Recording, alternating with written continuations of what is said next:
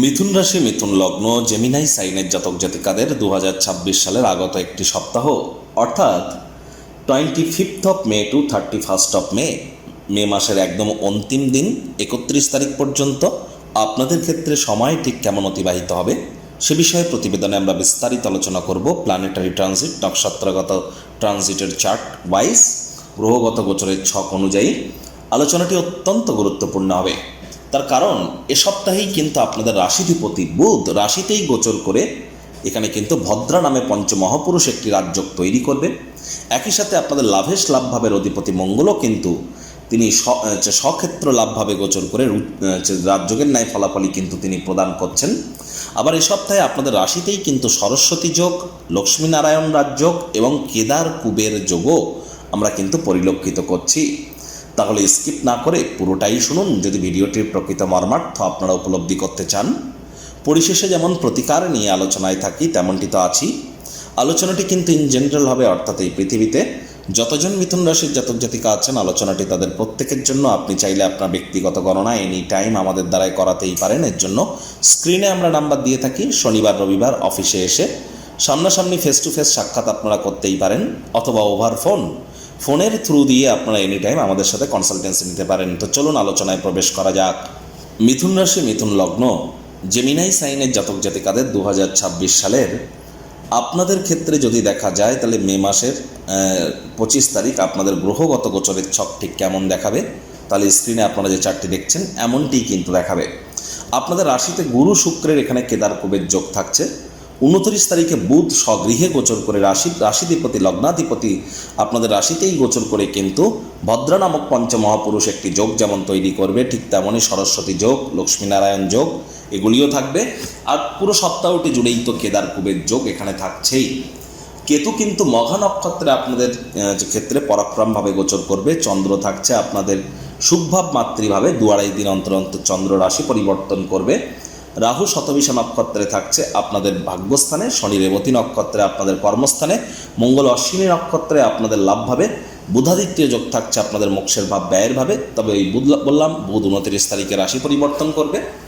দেখুন, প্রথমেই যে বিষয় সম্পর্কে আপনাদেরকে অবগত করাবো, এখানে কিন্তু অবশ্যই মিথুন রাশির জাতক জাতিকাদের মধ্যে যাদের ডিসিশন মেকিংয়ের ক্ষেত্রে প্রবলেম হচ্ছে তাদেরকে বাদ দিয়ে বাকিদের ক্ষেত্রে, যাদের জন্মছকে বুধ রাহু বা বুধ কেতুর কোনো জড়ত্ব যোগ আছে তাদেরকে বাদ দিয়ে বাকিদের ক্ষেত্রে কিন্তু এ সময় আপনাদের আয় ইনকাম বাড়তে চলেছে। আগের সপ্তাহের তুলনায় এ সপ্তাহটি আপনাদের আর্থিক ফ্রন্টের দিক থেকে অতিরিক্ত কিন্তু সুবিধাজনক প্রমাণিত হবে। আয় ইনকাম বাড়বে, মনের বিভিন্ন স্বপ্ন কল্পনা বাস্তবে রূপ নেবে, কনফিডেন্সও আপনাদের গ্রো করবে। তবে পরিবারে অহেতুক তর্ক বিতর্কের মাত্রা আর যেন বৃদ্ধি করবেন না। পারিবারিক বিষয়কে যেন স্টেন্ড করবেন না, রবারের মতো যেন টানবেন না। ছোটোখাটো ব্যাপারও কিন্তু বড় হয়ে দেখা দিতে পারে। শব্দের চয়নের দিকে নজর দিন। পারিবারিক দায়িত্বগুলিকে যেন অবহেলা করবেন না। পরিবারের মেজাজ হারানো থেকে আপনারা বিরত থাকুন, এগুলি মেনটেন করুন।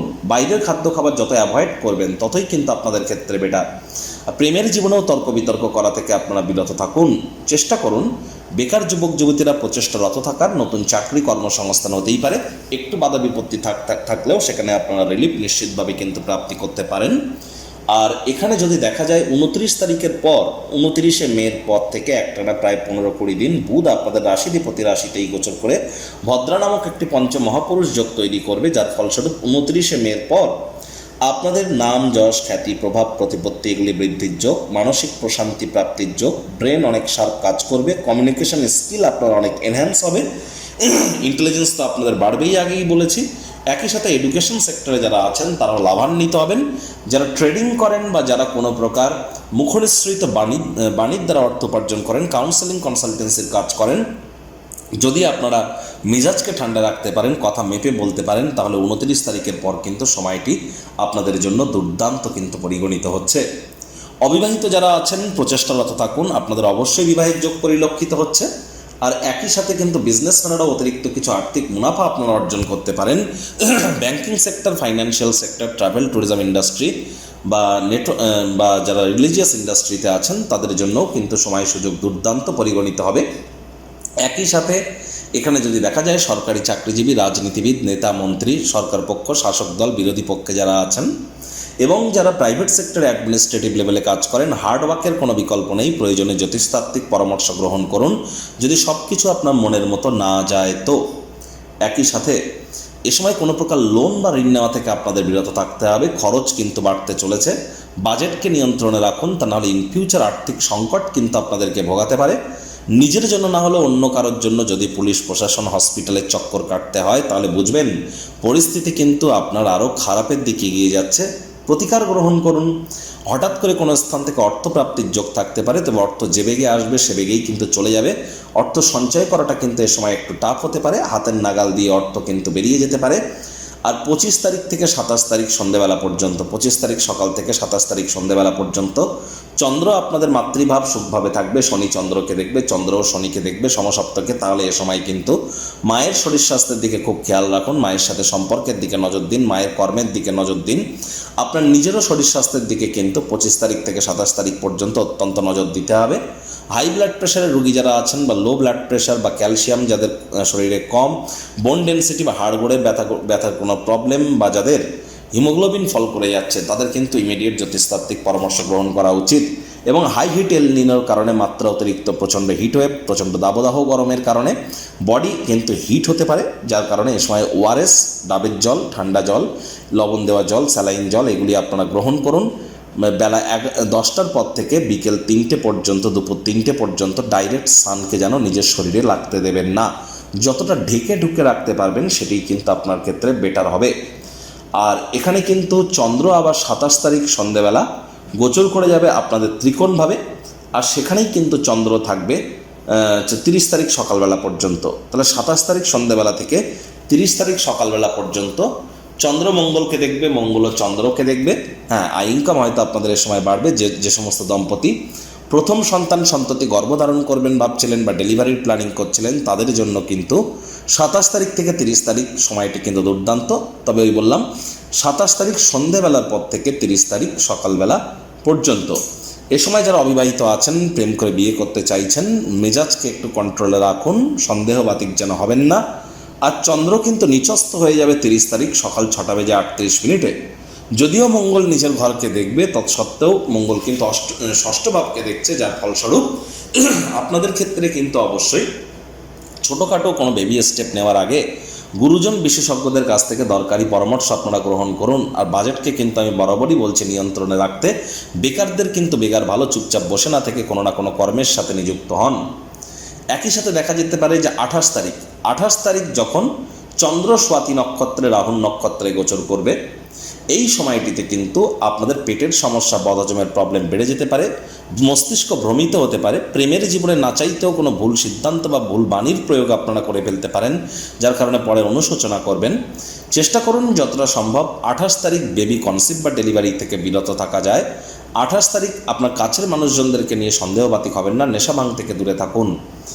আর এখানে 30 তারিখ দুপুরবেলা থেকে 31 তারিখ বিকেলবেলা পর্যন্ত, 30 তারিখ দুপুরবেলা থেকে 31 তারিখ বিকেলবেলা পর্যন্ত রোগ, ঋণ, শত্রু 3টি ব্যাপারেই আপনাদের থাকতে হবে।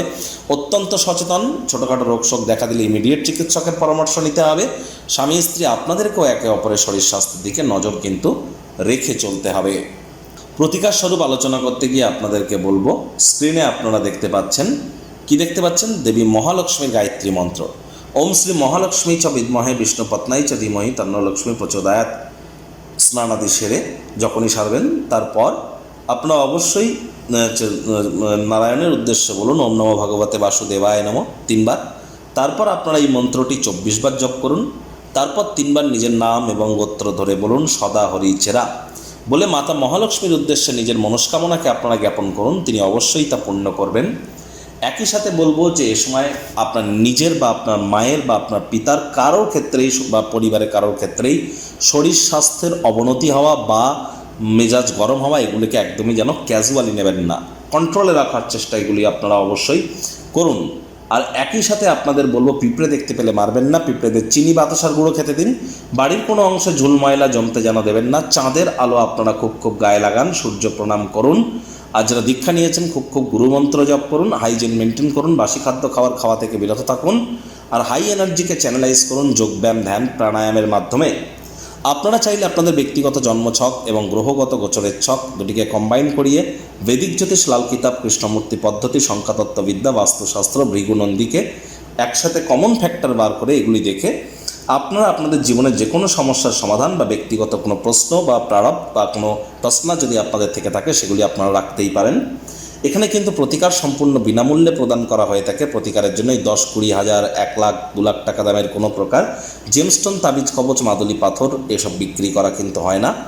সম্পূর্ণ বিজ্ঞানসম্মতভাবে, অর্থাৎ law of attraction, manifestation, sound vibration, colour therapy, music therapy, কিছু সুইচ ওয়ার্ড, প্ল্যানেটসদের ফ্রিকোয়েন্সি ম্যাচিং, লুপ্ত গুপ্তবিদ্যার মাধ্যমে আপনাদেরকে আমরা মহিমান্বিত করার প্রচেষ্টারত থাকি।